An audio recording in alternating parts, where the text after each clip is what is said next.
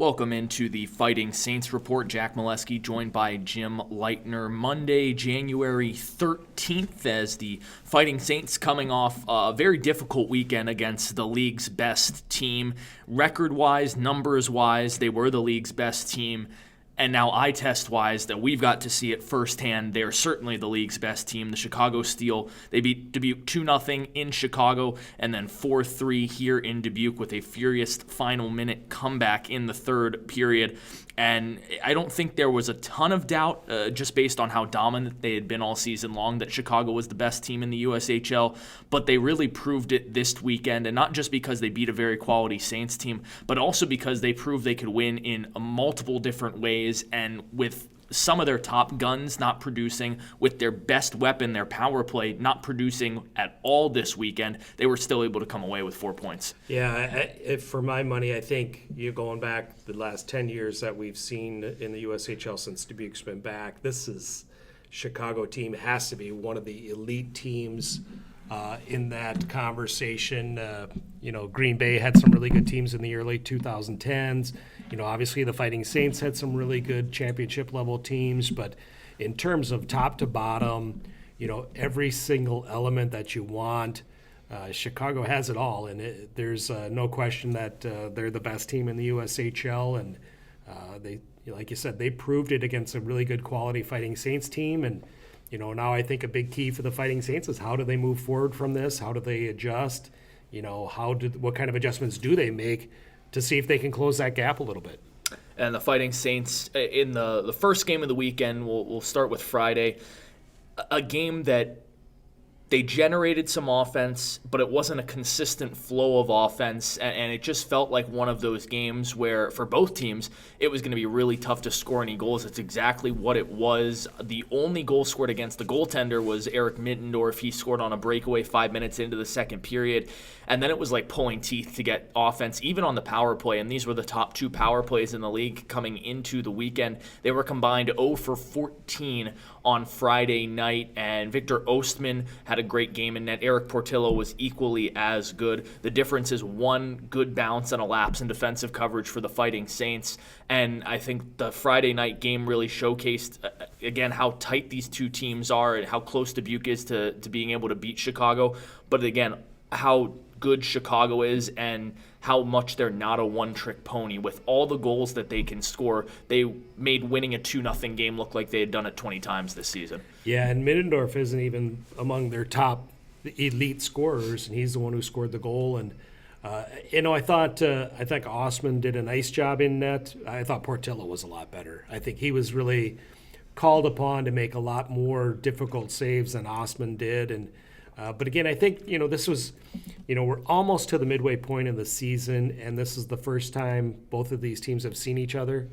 So I think Friday night was kind of a feeling out process, and, we've seen that with the Saints throughout this year. The first time they play a team, they kind of, try to feel them out, and then they get a feel for them, and then they're much better the second night against that team. And, I think that was definitely the case on Friday night. And, even though I thought Chicago had the edge in territorial play and everything, the Saints still had a chance to, with a shot or two, they could have pulled that game out. So it's nice that the Saints are that close to a team like Chicago, but they're just a little have to get over that hump, and you have to figure a few things out to get over that hump. And then Saturday night, it was another good game, tight between these two teams.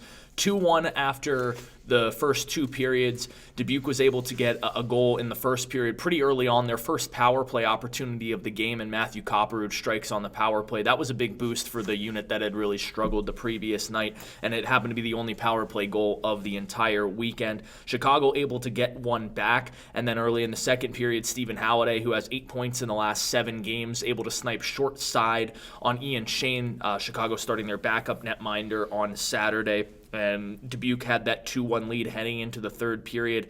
And then the third period was by far Chicago's best period of that game. I think that was really where the Saints fans here on Saturday night saw the offensive prowess of this team, because even though they were only able to get 3 goals past Eric Portillo in that period, and I say only, because they came in waves. Every single shift, it's relentless, and it's so tough to play defense against a team that rolls 4 lines and is just attacking for 20 minutes straight.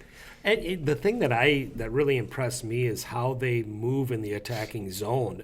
They never stand still. I mean, they move. Every single player in that 5-man unit covers pretty much the entire zone. It's not like your center's assigned to a certain area and doesn't move from that, or the wingers don't move from their assigned areas. They're constantly moving. They're constantly all over that zone, and defensively, that's got to be a real challenge for any team. And Dubuque's a great defensive team. One of the best, the best defensive team in the USHL, but that's a huge challenge. I don't know. There's no other team in the USHL that plays offense like that attacks in the zone, where they're just constantly skating and they're constantly moving around. So that's a real difficult challenge for any team to play. And I think that might be the thing that the Fighting Saints really address or really work on between now and the next time they play Chicago. How do you handle a team that moves around so well in the attacking zone? Yeah, it doesn't seem like there's a structure, but they all know exactly where it's organized chaos for Chicago in the attacking zone. And I had talked to Eric Portillo after the game on Friday, and the thing that he kept mentioning was how active their defensemen were. Their defensemen are below the circles almost as much as their forwards are below the circles, and that speaks to what you talked about, is no one's in the same spot in the attacking zone, but also it speaks to the collective team speed and how everyone has confidence that they have enough speed to get back. Even if Dubuque gets out of the zone 3-on-2, it's going to be 4-on-3 in favor of Chicago by the time you cross the other blue line. Yeah, and the thing that you mentioned, the defenseman being so active and jumping up into the play, and then you see a guy like Sean Farrell, who's the leading scorer in the USHL. He's back covering the points. I mean, he's not in a real good scoring position. He's back covering the point and taking it, and comfortable doing it. It's not like it wasn't like it was an uncomfortable move for him to go to the point and cover for a defenseman. So I'd love to see how they practice. I'd love to see, the structure that they work with and how they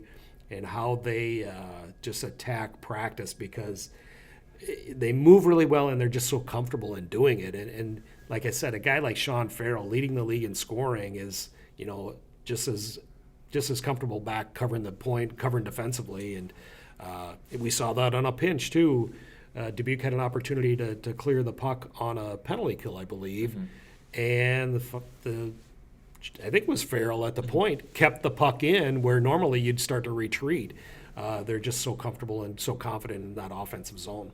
Chicago definitely showing why they are the top team in the USHL right now. On the positive side for Dubuque, again, they were right with them. It's a heartbreaker on Saturday to give up the game winner with under 10 seconds left in regulation, especially when you consider that the tying goal for Chicago was scored with just a minute left in regulation. Dubuque was up in that game looking to close it out in the third period.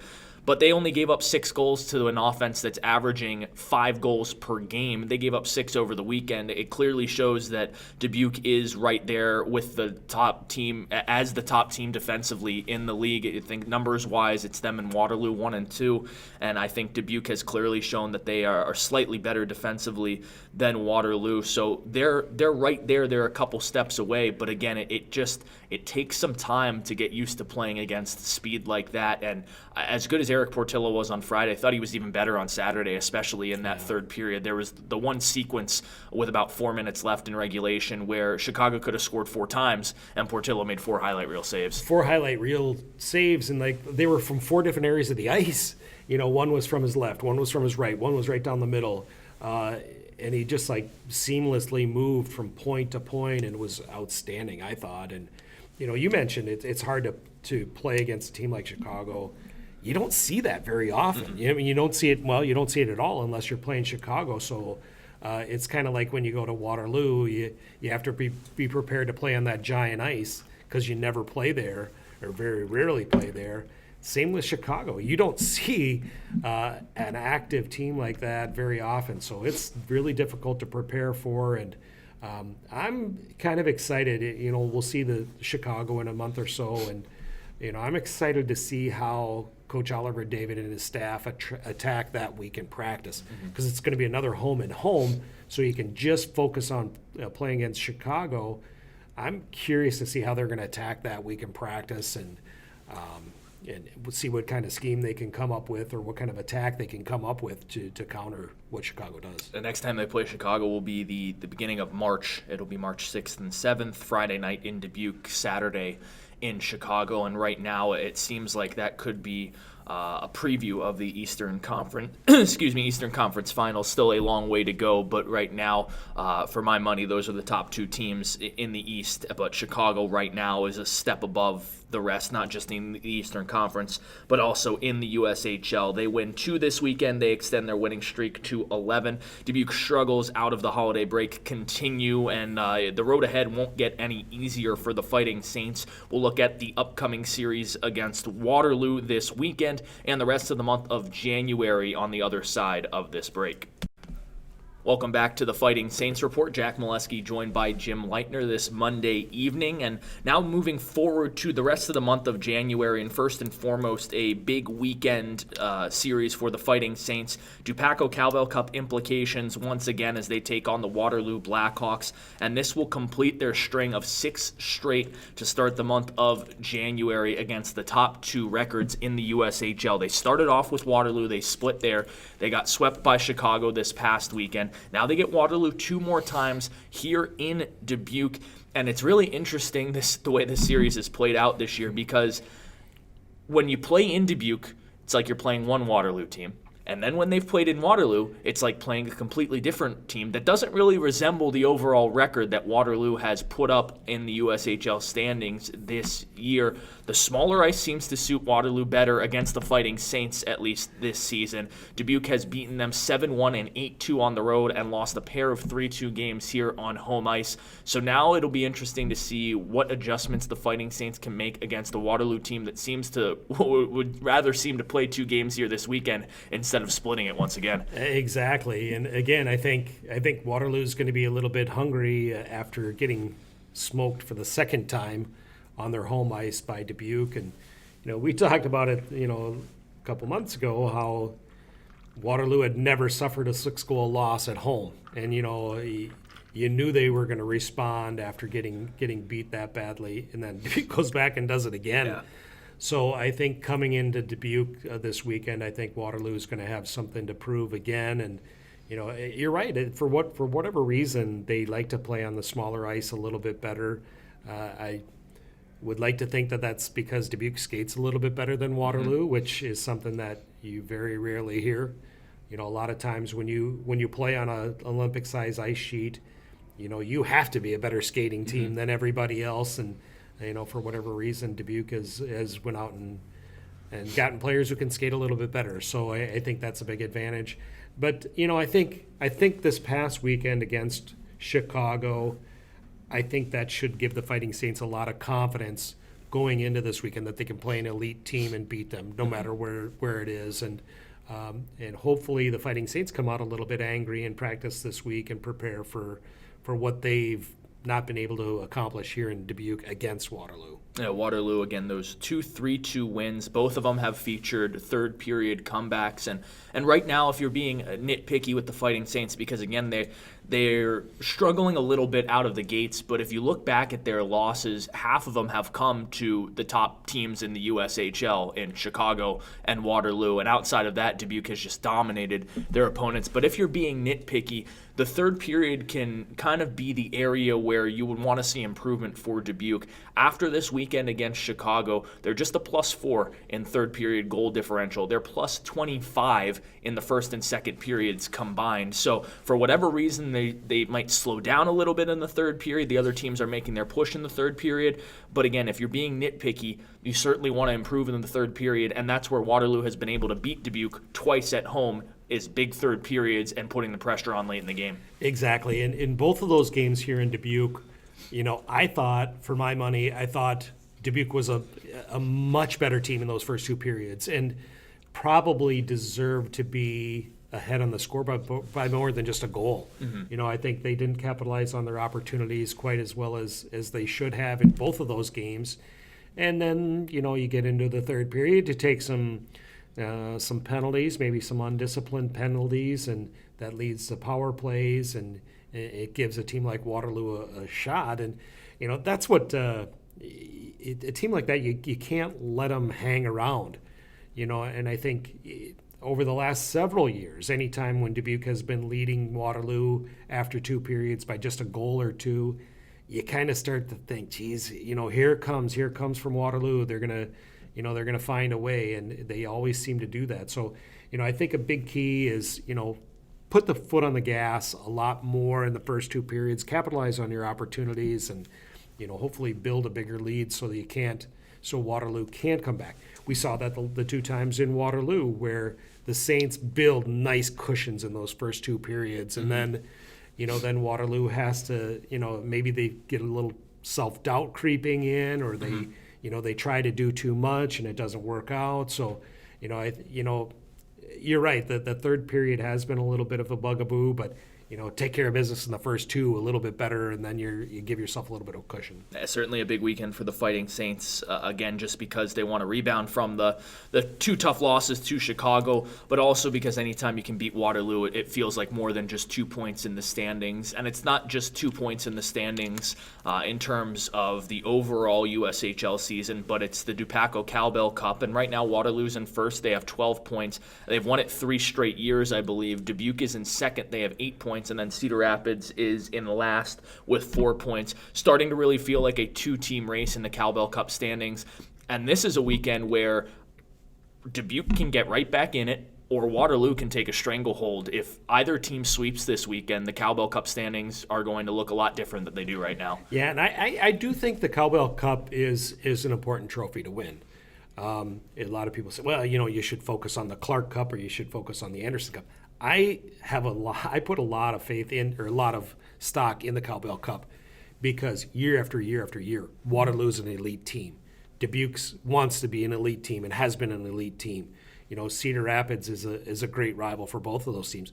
So if you have success and you win a Cowbell Cup, that means you're putting yourself in a position where you can be competing with the best teams in the league. Mm-hmm. So I think you should put a lot of stock in the Cowbell Cup, and it should have a lot of importance. And again, if the Fighting Saints win a couple games this weekend, they put themselves right in contention for that Cowbell Cup, which is something I know the fans would love to see too. Around here, we don't care for Waterloo too much. We don't care for Cedar Rapids too much. So to have that and get a little bit of bragging rights it's an important thing. Yeah, I think it's, obviously if you had asked anyone on the team, would they rather win the Cowbell Cup or the Clark Cup, I think you're going to get 23 plus answers that say the Clark Cup. But by the same token, like you mentioned, it is a little bit of hardware that you can bring home. And also, like you said, I think more so than just the hardware, it's a good indication of where a team is at in terms of a litmus test during the season. It's a great stepping stone. I really believe it's a great stepping stone. And if you can win that trophy, I think it's a big feather in your cap, and it gives you confidence going into the playoffs and to be able to compete against anybody. And right now, Dubuque is squarely in a playoff spot. Waterloo is squarely in a playoff spot. Looks like Waterloo is going to run away with the Western Conference this season because you have Waterloo and then a log jam right after them. We'll get more into those standings in a little bit. Quickly looking ahead for the rest of January, obviously the team's not overlooking Waterloo this weekend. You can't overlook the top team in the Western Conference. After that, you have a 3-3, which you'll play here on Thursday and then travel on the road to Omaha and Lincoln afterwards. That's a tough trip in travel alone. And then when you look at, you have to start out with the U17 team here once again in Dubuque, a team that's already beaten the Fighting Saints twice. Luckily, they'll get them to start a 3-3 instead of ending a 3-3. It'll be interesting to see how that plays out, the difference in those two games. But then you go into the West, and right now Omaha is streaking. They're one of the hotter teams in the league. They're playing tremendous defense. And Lincoln has been up, down. They look like they're starting to trend back up a little bit. And again, when they're the final game of a 3-3, it's not going to be easy and a tough place to play. It's a really tough trip for Dubuque, even though the opponent might not be as quality as they faced for the first 6 games of January. That travel in 3-3 makes it tough. No doubt about it. And you're talking about playing a tough team like USA on a Thursday night, and then hitting the road probably right after the game. I'm assuming that they'll leave right after the game and head out to to Nebraska. But that is a tough 3-3, and I don't know if there's any easy 3-3s in the USHL, because you talk about, as you mentioned, Omaha's been playing really good defensively, and Lincoln is a team that has always prided itself on playing tough physical hockey.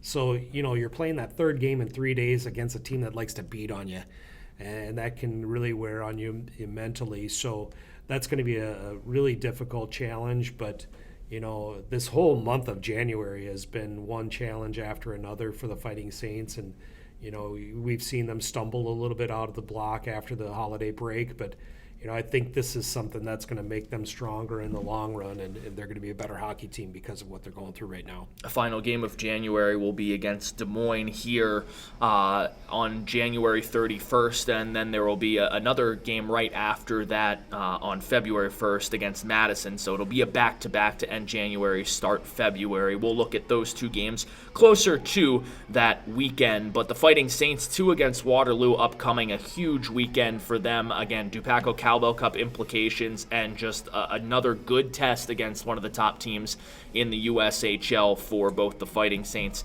and the Waterloo Blackhawks. Speaking of Waterloo, we teased that they were at the top of the West, and then it's a logjam after that. We'll look at the Western Conference standings and the Eastern Conference standings on the other side of this break as we go around the USHL.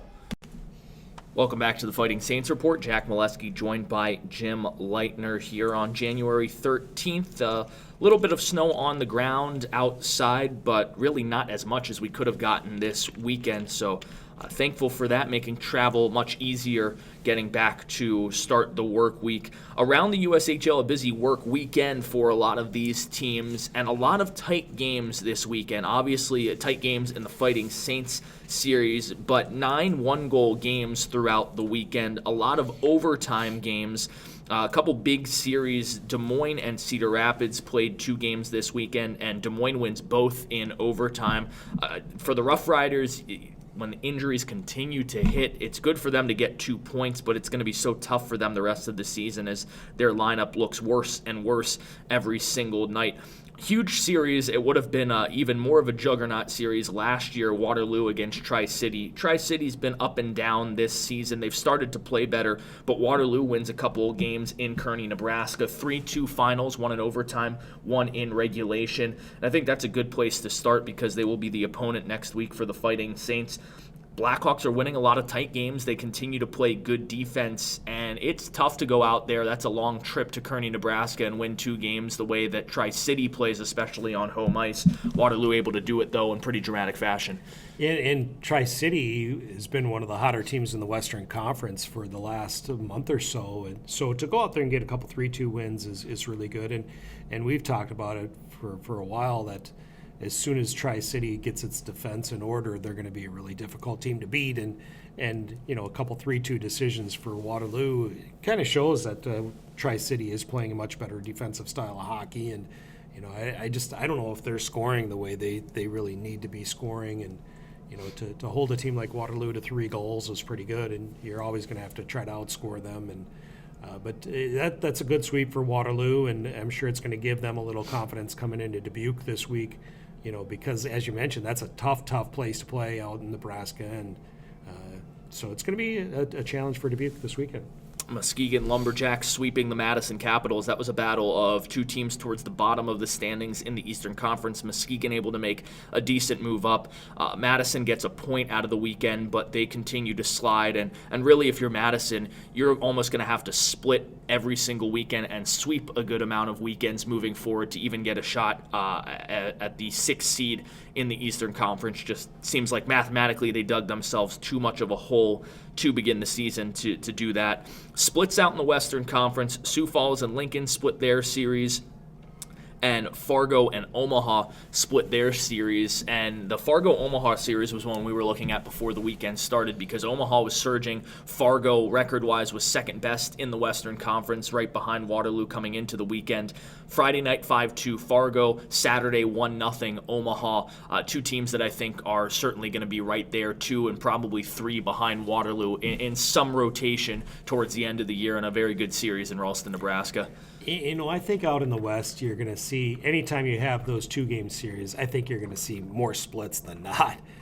Just because the compete level out there is so high, and it's been that way for several years, that the Western Conference, I think, is so much more competitive than the East. And so it doesn't surprise me at all to see splits like that. And, that's really that's, I think, why you see a team like Waterloo kind of running away with it, is because they're the one team that doesn't really settle for splits very often.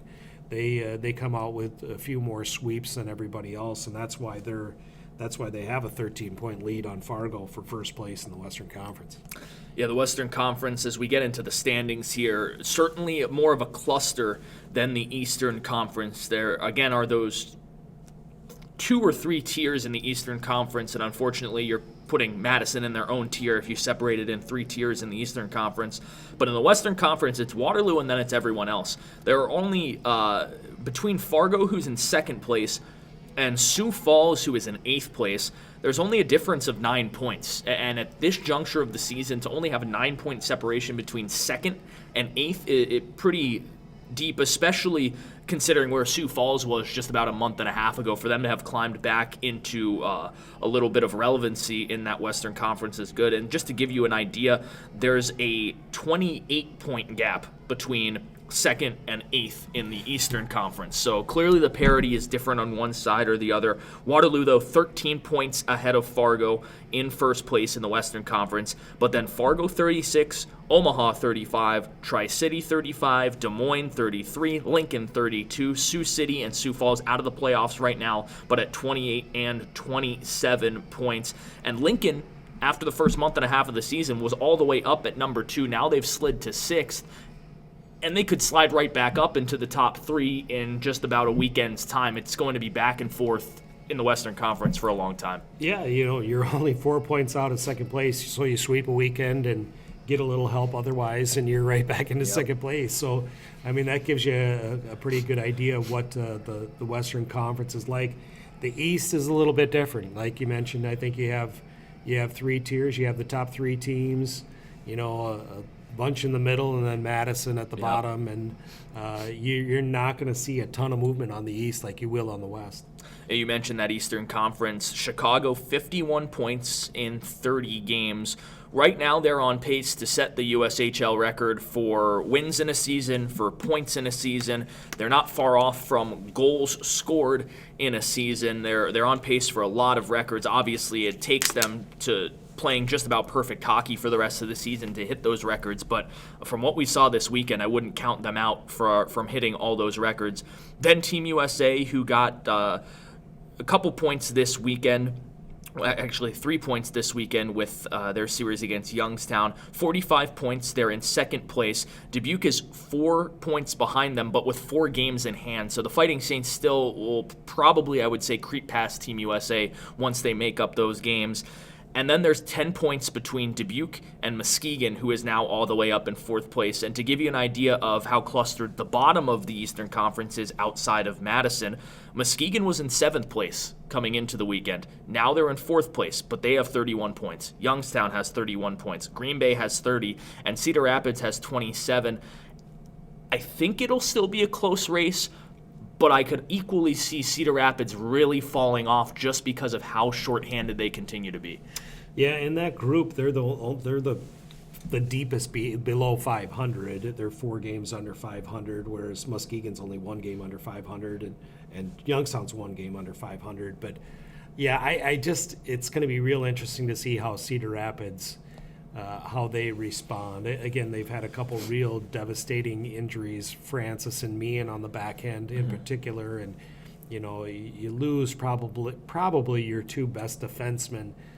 That really it's a challenge, and for season-ending injuries as well. So it's going to be really difficult for them to make that up. And I like the way they've competed. They're staying in hockey games and they're competing, but I think when all is said and done, that's going to wear you down, and it's going to be real difficult to make a real surge with the way you need to. And again, they're only 3 points out of that playoff spot, but they're going to have to play almost perfect hockey with the injuries and the illnesses that they've been dealing with, especially since the last month or so.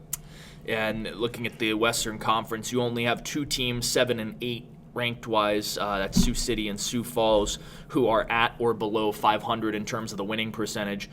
Only the top 3 teams in the Eastern Conference are at or above 500 in terms of winning percentage. Actually, Green Bay is at 500 in winning percentage, but outside of that, there's really no one that's seeming to find the consistency that could make a push into the top 3 in that Eastern Conference, other than the teams that are already there. Looking quickly to next weekend, outside of that Waterloo-Dubuque series, the series that probably has the most intrigue is Chicago getting visited by Omaha for 2 games. Omaha is really playing well, but this is going to be a great test of just how well the Lancers are playing as they draw the juggernauts in the Chicago Steel. I don't see Chicago losing too many games here the rest of the way. Again, Dubuque is a really good team, and I think Dubuque's played really good hockey, and they didn't have an answer for the Chicago Steel. And Omaha, I don't know if Omaha quite has the offense to keep up with Chicago. And this is going to be a really good test for Omaha's defense, which has been playing well, because I'm sure Chicago is going to go and scratch their head and figure out what was going wrong that they didn't score 7 goals a game this weekend. Yeah. So I expect them to come out firing, and especially on home ice. It'll be a good series to watch, but I don't know that I see any team in the USHL that's going to have an answer for Chicago. Before we take our final break, a couple pieces of news coming out today, and that is the NHL Central Scouting midterm list. This is a list created by NHL Central Scouting, which an organization that basically gives you a good idea of who's going to be drafted in the upcoming NHL drafts. They put together lists throughout the year. There will be a couple more that come out before their final rankings, but the midterm rankings halfway through the majority of junior seasons, showing you where they feel players will slot in the NHL draft. Dubuque had 5 players in the North American rankings, 5 players with Saints ties, 4 players that are affiliates. Wyatt Kaiser was ranked on there. He's kind of a hybrid. He's on the affiliate list now because he's back playing for Andover High School, but he played 11 games to start the season with Dubuque. They have 4 ranked inside the top 100, with Carter Savoy ranked 52, Wyatt Kaiser ranked 56, Michael Benning ranked 60th, Alex Jeffries ranked 98th, and then Stephen Halliday is ranked 178. So pretty good representation for the Fighting Saints. And anytime you're getting a good amount of representation on the NHL Central Scouting list, it's a good indication that you have a lot of young talent for the future, because obviously the younger you are, you have more draft eligibility, and all these players are still draft eligible, meaning they still have multiple years of USHL eligibility as well. Yeah, it shows you that the Fighting Saints do an outstanding job in the scouting department, and not just the scouting department. They're going out and getting good quality players, but they're getting them to commit to Dubuque and to commit to this development path. And it'll be interesting to see if some of how many of these guys on the affiliates list end up showing up in Dubuque. And but again, it's a great indication that Dubuque is identifying some outstanding talent that can help them win hockey games, and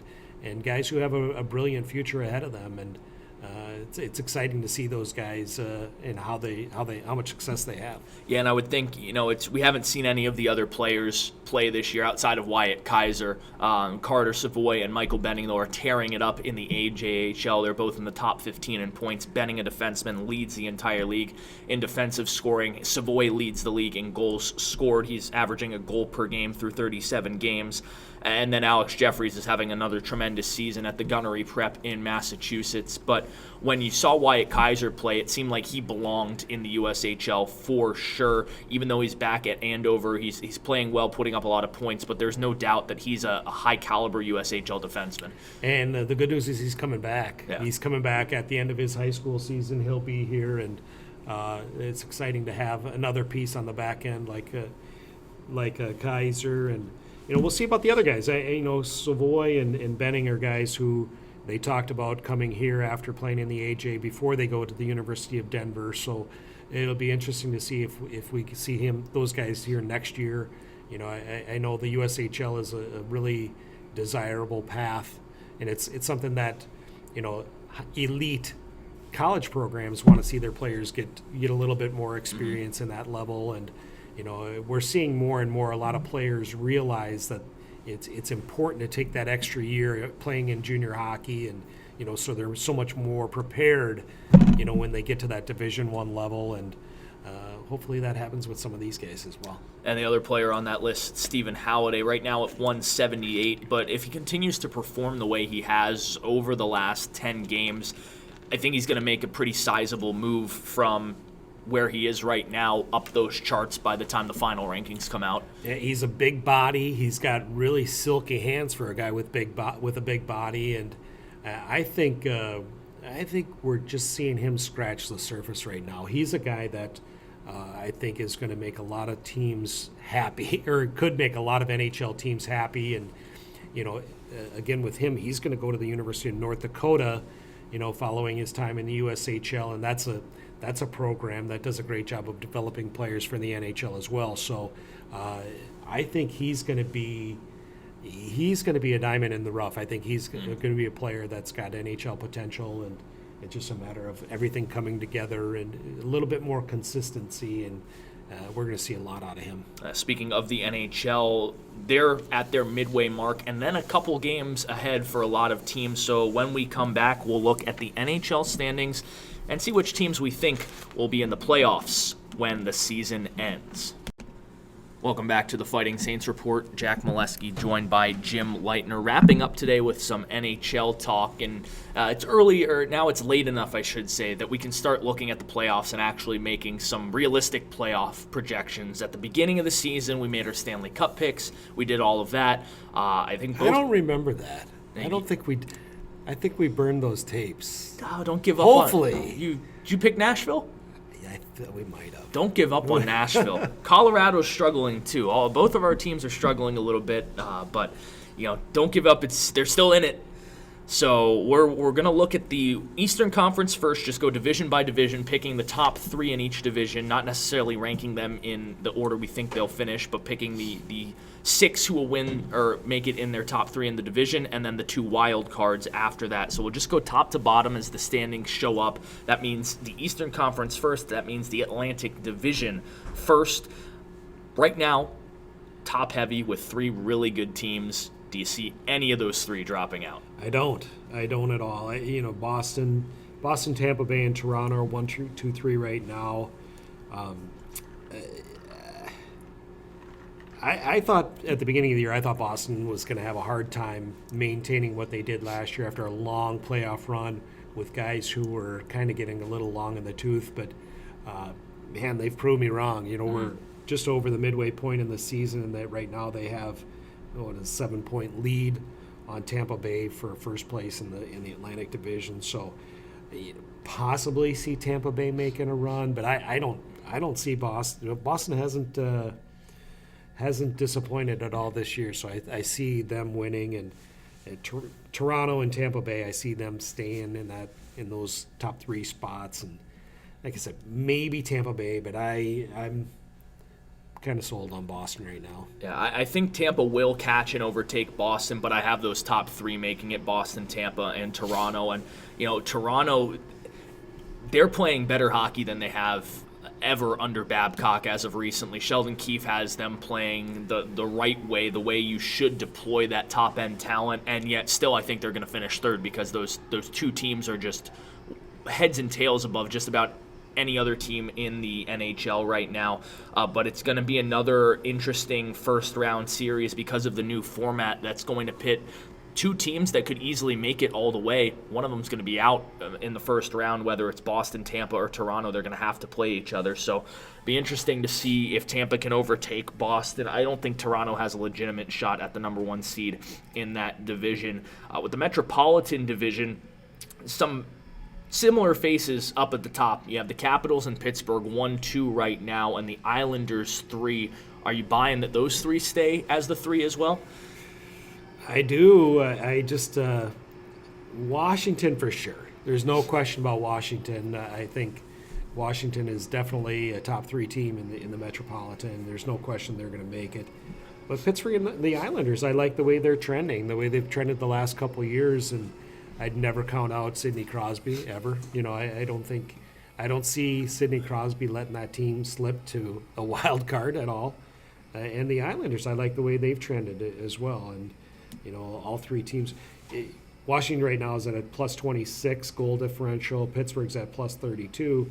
Islanders are only plus 11, but I like the way they've been playing. And they're, 15 games over 500 right now. Mm-hmm. So I like them staying in there. So those three, kind of boring on the Eastern Conference, are the top three in both divisions I see staying where they're at. Yeah, I like the Capitals at number one. I think they're going to certainly continue to dominate that division. Pittsburgh, with Sidney Crosby's been great this season, but he's recently been out with an injury, and since he left the lineup with an injury, the Penguins have more points than anyone else in the NHL. So they continue to roll even without their top scorer. I like them to hold on, especially because of what they've been able to do without Crosby. The Islanders need to add top scoring at the deadline, because if they don't, it's going to be another fairly early exit. As good as that defense is, when you just don't have a lot of elite scoring, you're not going to make it incredibly far, which is another reason why I don't have them in the top three. I have Carolina moving up by the end of the season. They're only a couple points behind the Islanders right now. They've really started to play good hockey after a hot start and then really 500 hockey for a couple months.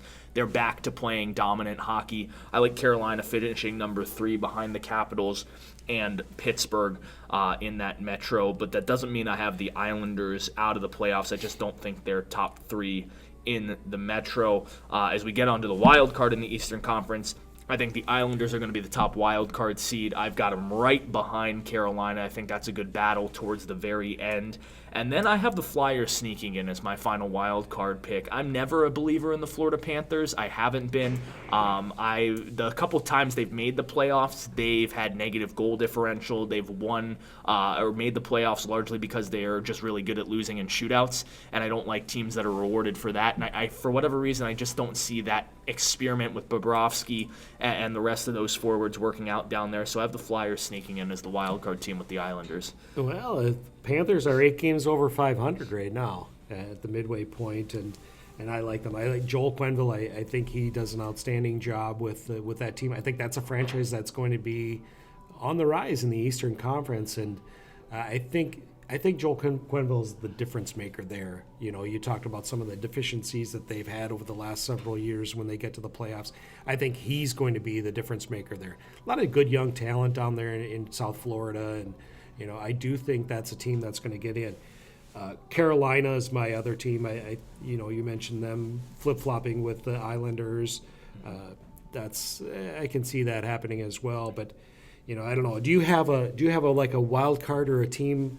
A wild card for the wild card. A wild card for the wild card. A team that might kind of sneak in there. The Flyers are one that's kind of jumping up, but any of those other teams that you think might jump up? Your Rangers, maybe? Yeah, see, I think the Flyers, to me, aren't necessarily a wild card just because they're a single point back right now of Florida. The thing that scares me about both Philly and Florida is I always look at regulation overtime wins as a good indication of a good team. It's a team not taking it to a shootout, able to win in the first 65 minutes of a game.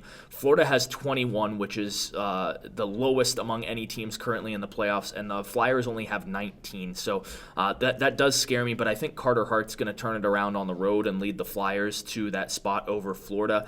I'm going to take the Rangers. Might be a biased pick, but I'll take them as the wild card to make the wild card. And the reason is Artemi Panarin. Yeah. When you have a player like Artemi Panarin who can single-handedly change the dynamic of a team, he's going to win you some games almost single-handedly.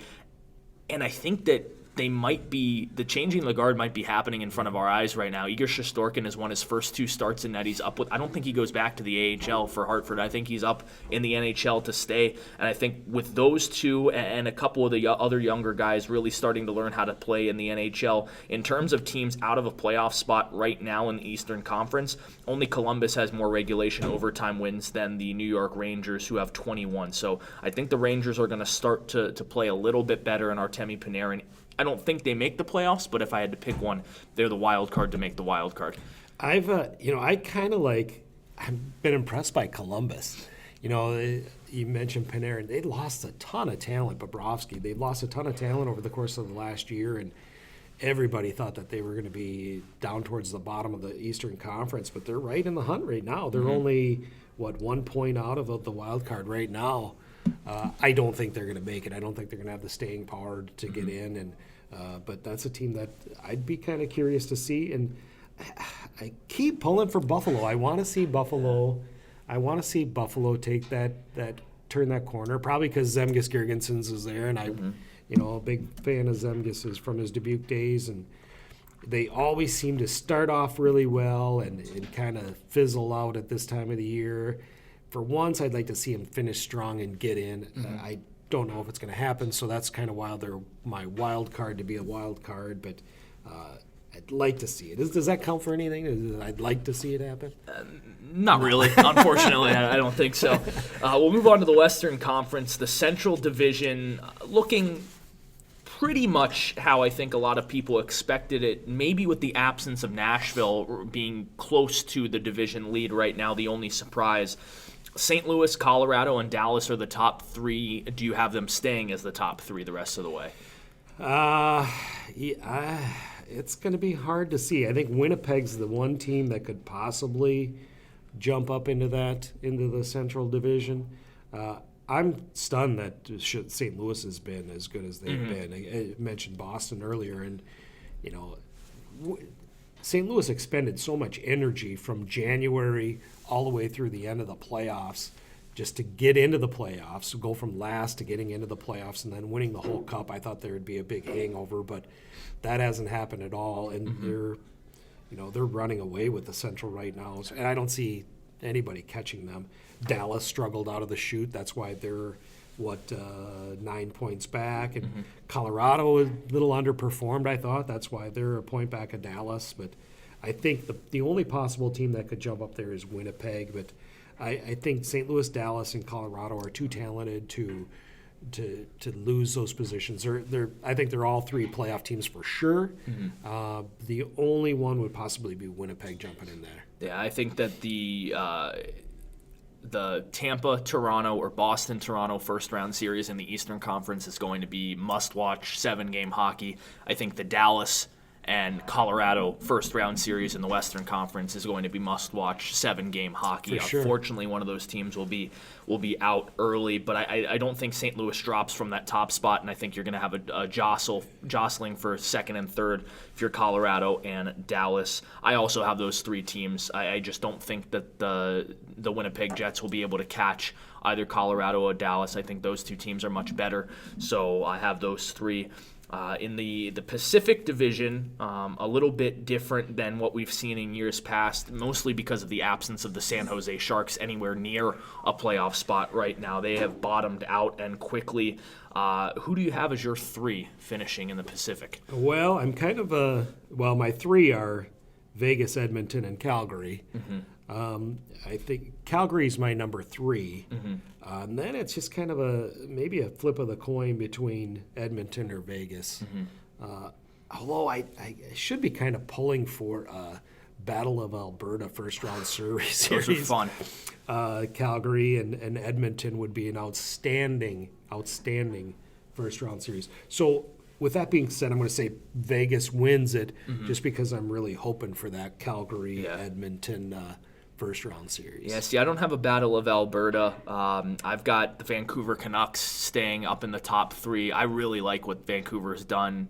They've been in a rebuild as well, and a lot of good young talent. JT Miller's having a breakout season with the Vancouver Canucks, and they have one of the best young guns in all of hockey, and Elias Pettersson.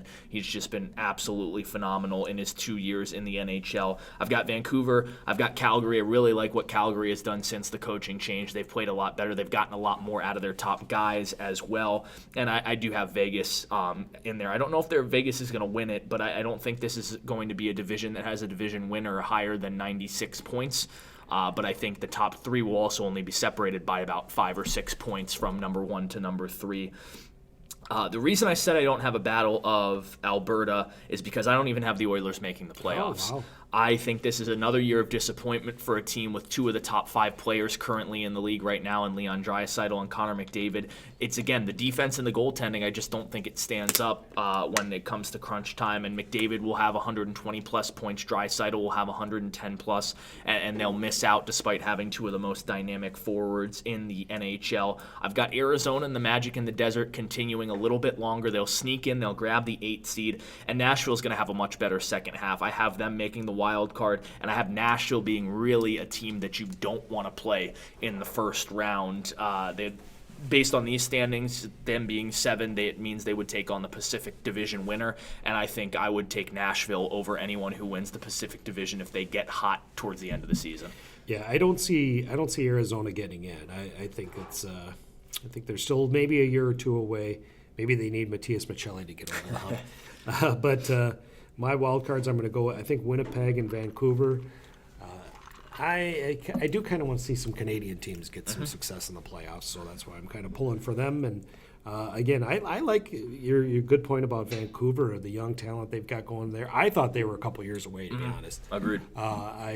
So for them to be that hot of a team right now and to be in the 3rd spot in the Pacific right now speaks volumes. Can they maintain that? I don't know. That's going to be a really good question, something to watch over the second half, but it's kind of neat to see them in a spot right now after a few years where they really struggled.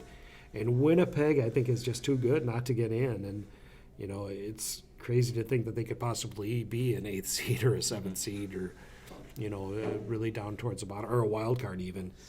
But, again, that really speaks to the strength of that Central Division, how tough that is, and for my money, the best division in hockey. I'm sure for a lot of people, the best division in hockey. Yeah, for me, it's the Central or the Metro in terms of the depth. Top heavy has to be the Atlantic, and the main reason I didn't pick Winnipeg, there are a couple reasons. I don't think their defense. They don't have defense right now. I mean, they lost their top 3 defensemen this offseason, and Tyler Myers, Jacob Trouba, and Dustin Byfuglien. And if they get Byfuglien back, that helps. But I just don't think the defense is there. And the other reason is I picked them to miss the playoffs for our beginning of the predictions. So I can't remember that. I can't go back on that now. Yeah, so Winnipeg will miss out by a couple, along with Edmonton, 2 teams that I know would have a lot of fans in the playoffs because of the star power they possess.